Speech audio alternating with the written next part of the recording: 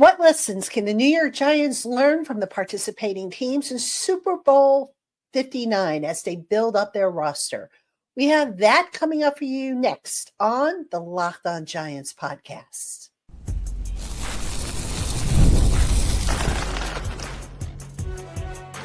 You are Locked On Giants, your daily New York Giants podcast, part of the Locked On Podcast Network, your team every day.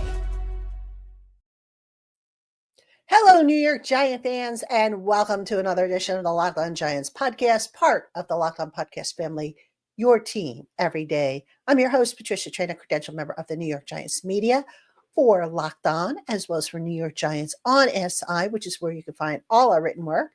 And as always, welcome on into my Blue Crew community members, my everydayers, my newcomers, and everybody in between.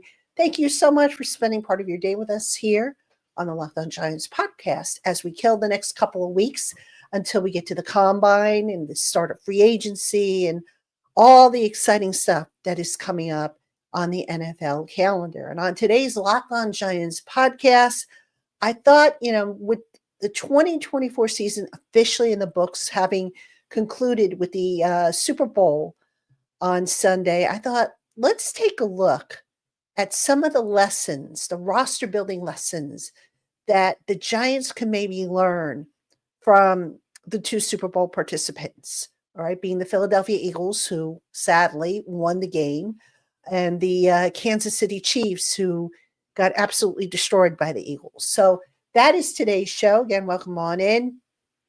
And we've got to start off with the big picture here. Now, when I say to you, who are the New York Giants? What is their identity? What's the answer to that question? You ask that in the locker room, everybody talks about smart, tough, and dependable. Okay, what exactly does that mean in the grand scheme of things? Nothing. That's what it means. All right. Right now, to me, the Giants do not have an identity. They don't know if they want to be a passing team, a running team. Do they want to be a team that punches you in the mouth? Do they want to be a finesse team? What exactly do they want to be? I'm not sure they know. They know that they want to win, but, in order to be a winner, you have to kind of figure out how to get there. It's kind of like saying, a woman wants to be a beauty pageant queen, and how is she going to get to that point? Is she going to need a little work done? Is she going to need to change her hairstyle, her makeup, her wardrobe, whatever? The Giants are having a similar problem in that they don't have an identity, and smart, tough, and dependable, not an identity. All right. You look at the Eagles, you look at the Chiefs, they have identities. So the first thing the Giants have to figure out is, what do they want to be? Now, if you remember, if you're old enough like me to remember the 1980s and before that, the Giants' identity was that of a powerhouse offense, all right? An offense that, they would run the ball, shove it down your throat, punch you in the mouth, and dare you to get back up and come back swinging at them. Their defense was one that harassed the quarterback, put pressure on the quarterback, went after him, made life miserable for anybody in the offensive backfield. I look at today's Giants team, or the one that just finished the season. I see a team that is, doesn't have an identity. I see a team that, what do they want to be? And until they can figure that out, I'm not so sure they can build up the roster the way they need to. So that would be probably the first and most important lesson that this team needs to pick up from the Chiefs and from the Eagles, and from any successful team for that matter. What is the identity? All right. Now, just an FYI, there were times last year that I would go around and I would ask some of the players on offense and on defense, what's the identity of this team? And some of them would say, well, we're still building an identity. All right. Now, this was happening in the second half of the season. If you don't know who you are as a team by, after the first several weeks, then you're never going to know. And I'm sorry, that was not an acceptable answer. For those who told me smart, tough, and dependable, big whoop. All right. How does that separate you from the pack? It really doesn't. So the Giants, I don't even think the players knew what the identity was. And you had some guys who even went so far as to talk about what kind of identity they wanted to have individually. And while that's not necessarily a horrible thing, you want that identity to come together and fit into a bigger puzzle. One player or two players that have a clear definition of the identity that they want to have, that's great, but it's got to fit within the larger team framework. And the Giants just don't have that.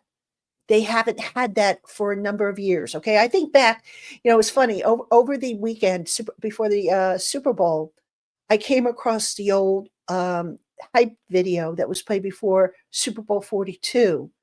And that Giants team had an identity. People talked about them as the Road Warriors. They talked about themselves as the underdogs. You count us out. We always come back up and we punch you in the mouth when you're not looking and you're not expecting it. That team had an identity. Wasn't the most talented team probably of that year, but they had an identity. They stuck to it. They played up to it, and they were unstoppable, right? So there is something to be said for having a collective identity, which this team doesn't have. And, look, if they want to close the gap in the division between the Eagles and the Commanders are starting to pull away. They better figure out in a hurry who they want to be, what they want to be, and who they need to make it happen. That, ladies and gentlemen, starts with the coaching staff. I'll tell you a quick story. When I was, my brother and I were young, my father had nicknames for us beyond obviously our short name, Mike and Patty. And I asked him one day as I got older, I said, how did you come up with the nickname, the nickname that you gave me, which he used to call me Pippi.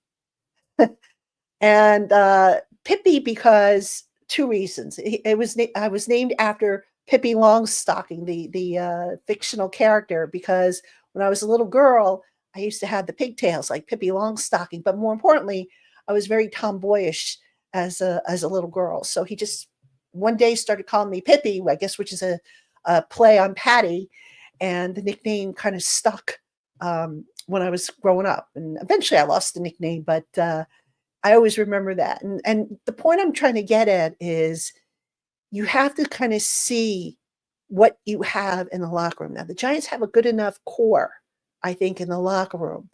All right, they have Malik Neighbors, Andrew Thomas, Brian Burns, Kayvon Thibodeau, Tyrone Tracy, Jermaine Illuminor. They have, Drew Phillips. They have a developing core, but they need that core to kind of come together. And you need to give that core an identity, which right now they don't have. And until you figure that out, you're just not going to, you're just going to be another team in a sea of teams trying to figure things out and trying to win. So that would be the first lesson I would give to the Giants. I would say the Giants have to take away from the Eagles and from the Chiefs. All right. Coming up next, this one is an obvious one, but for some reason, the Giants just have gotten away from it over the years, and I'm really not sure why, but I'll tell you what it is right after this.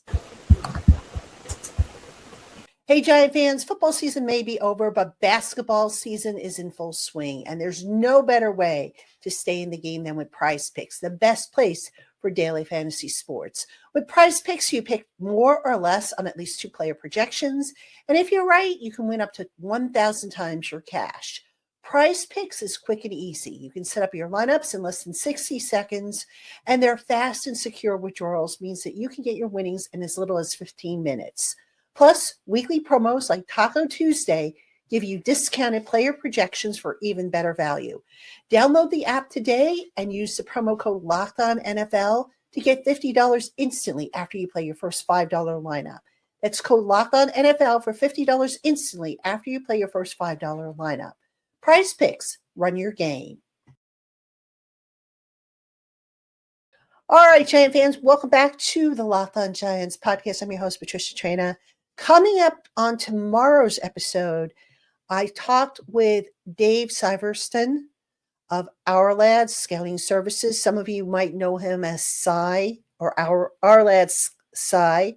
He is a scout, was at the Senior Bowl, studies draft prospects. I'm trying to get different draft analysts to come on the show and give their perspectives of, the top candidates and how they would approach the draft and stuff like that. So Cy is a first timer to the Locked On Giants podcast. Did a great job.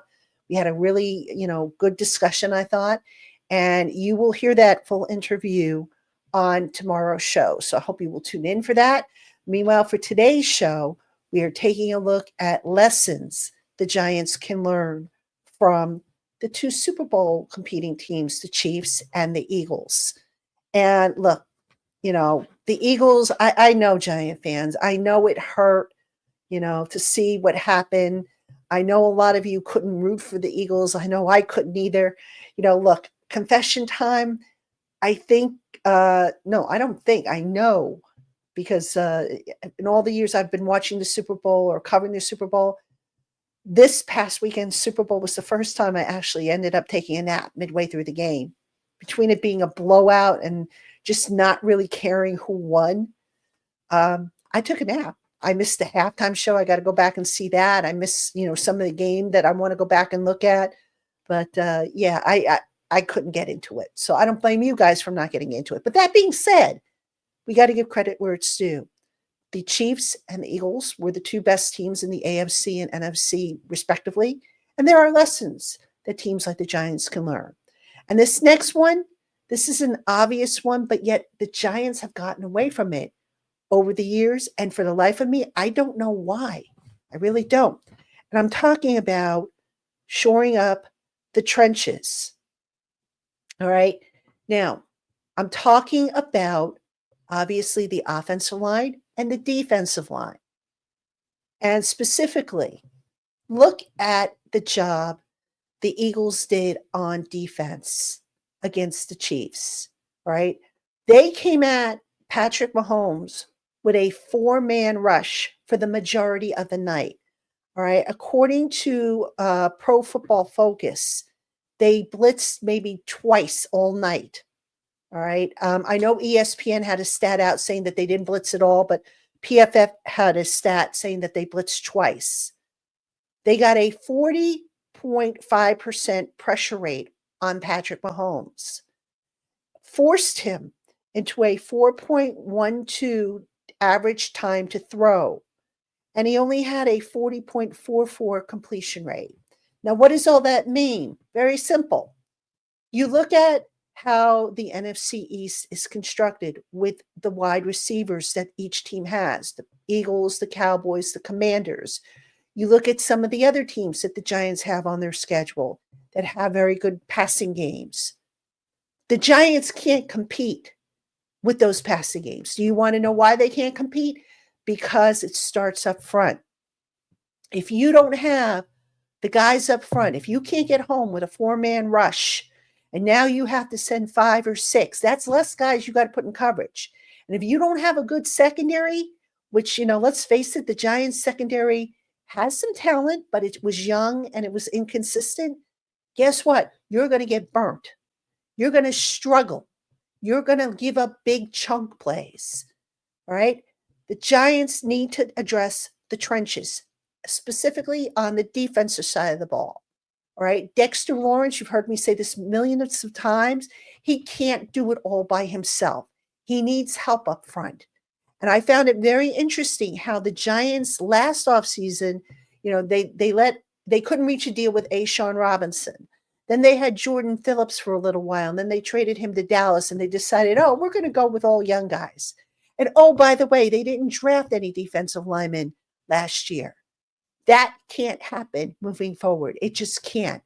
Even if you take a day 3 flyer on somebody, you've got to keep replenishing the defensive line depth because of the position. You want to keep guys fresh. And you look at what the Eagles did. The Eagles are so deep on their defensive line that they were able to keep those guys fresh throughout the course of the game. And when you can do that and you can beat up on the offensive line, guess what? You're going to start winning your one-on-one battles. You're going to start forcing that opposing quarterback into making throws that he doesn't want to make, or forcing him to throw when he doesn't want to throw. So you've got to beef up that defensive front. The Giants sort of kind of, they added Brian Burns, as a potential defense, for that defensive front. It just wasn't enough. It wasn't enough. And, look, if the Giants are going to play a two-man front, then they better upgrade that talent, because they just don't have a second guy that, Dexter Lawrence can play off of. They never replaced, in my opinion, they never replaced Leonard Williams when they traded him away. And I always say, when you guys come at me and you say, oh, how about if the Giants make this trade, that trade? Who are you going to trade and how are you going to replace him? All right. The Giants figured, okay, we got this great deal for Leonard Williams, but I'm not sure they thought about how are we going to replace him. Maybe they thought, oh, we'll go with the young players. Didn't work. So now they're lucky in that this year's draft class is very deep on the defensive line. They better get at least one, if not two guys out of this class, whether it's a draft pick and an undrafted free agent or two draft picks. They better get talent from that defensive line. Now, on the other side of the ball, we're speaking of the trenches. Let's talk offensive line. The Chiefs' offensive line had virtually no answers for the Eagles' pass rush. All right. Now, how many times have we seen this story with the Giants, right? Even this year, when the injuries started happening, the Giants' pass blocking started to deteriorate. And I don't care who the quarterback is. I don't care if it's a veteran. I don't care if it's Cam Ward. I don't care if it's Shedeur Sanders. If that guy is going to get hit and rattled, and especially early and often, he's got no chance of surviving back there. He's got no chance of being effective back there. It takes its toll on a guy. All right. The Giants' offensive line, they have pieces. I think if they can get Andrew Thomas to stay healthy, big if at this point, he's solid. Jermaine Illuminor, I would keep him at right tackle. He's solid. John Michael Schmitz, not horrible, but the jury's still kind of out on him as to whether or not he can be the long-term answer. John Runyon Jr. is a decent enough pass blocker. Not so much as good of a run blocker, but a good pass blocker. Figure out what you're going to do at the other guard spot. Is it going to be, are you going to bring back Greg Van Roten? Are you going to put Jake Kubas in there? You're going to convert Evan Neal and put him in there. Figure that one out. And for the life of all that is, get a swing tackle in there, because look, if Andrew Thomas has this injury history that you're concerned about, you better have somebody on that team that can step in and who has played left tackle, as opposed to bringing in guys who have been career right tackles, because that was a disaster for the Giants last year. And oh, by the way, the Giants didn't draft any offensive linemen last year either, which is just blows my mind. Every year, that team should be drafting an offensive lineman. All right. Keep guys in put them in development, so that as guys get hurt, as guys move on, you have guys in reserve in the event you need them. That was the mistake that this team started to make going back to after the 2010 season. They just basically said, we're going to bleed every last drop we can out of, that great offensive line that we had for 2007 through 2010. It didn't work. By the time those guys, became old and broken down, the Giants had to scramble. And they had some pretty bad offensive lines that they're still trying to fix to this day. So that being said, get talent in here, get it developed. You got a good offensive line coach in Carmen Brasillo and James Ferenc. Get guys in here and get them up to snuff. Similarly, defensive line, you got a good pairing. Andre Patterson, Brian Cox. The coaching's there, folks, but they need the talent to develop. And they just haven't had it. And that's a big mistake when you watch, the Giants versus the Chiefs and the Eagles. So that obviously has to be fixed. All right, I've got one more for you. I'll tell you what it is right after this. Hey, Giant Fan, when the game tips off, the NBA action is just getting started, and there's no better place to get in on it than FanDuel, America's #1 sportsbook.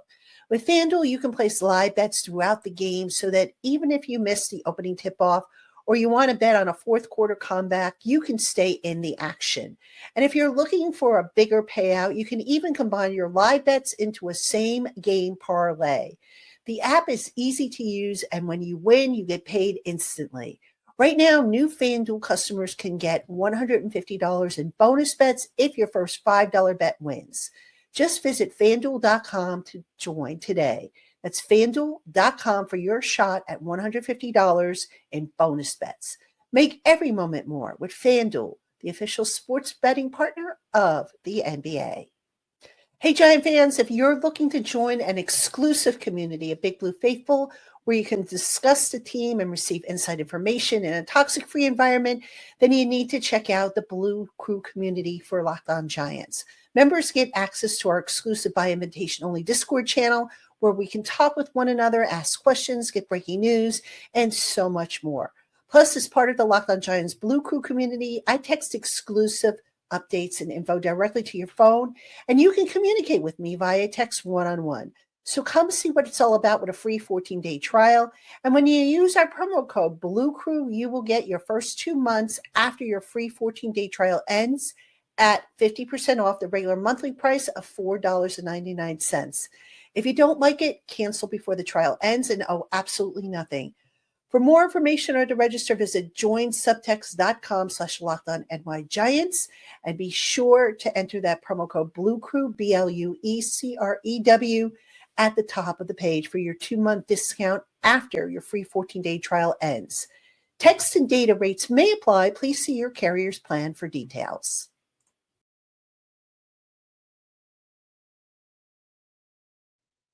All right, Giant fans, welcome back to the Locked On Giants podcast. I'm your host, Patricia Traina. And again, tomorrow on the program, our lad Cy, David Syverston, will be on the program. He is with ourlads.com. Check out the site.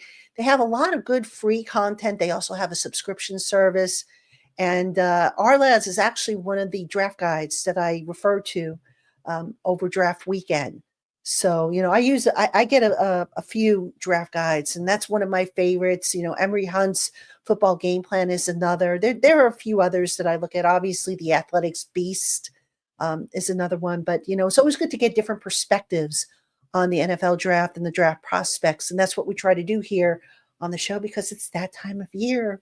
Draft season's going to be kicking up full blast. I mean, obviously, we've got to get through free agency first, but draft season's always going to be in the hovering around at least until we get through it at the end of April. But anyway, today's show we are looking at lessons that the Giants can learn from the Chiefs and the Eagles, the two teams that took part in Super Bowl 59.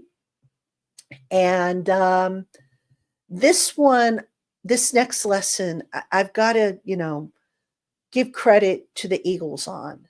All right. And look, I've said, and I did an article on this over on New York Giants on SI. I thought I still think Howie Roseman just runs a masterclass when it comes to building a team, from how he manages the cap. And I know a lot of you have asked me about, how the Eagles do it every year, to just personnel selections, to trading, to acquire picks.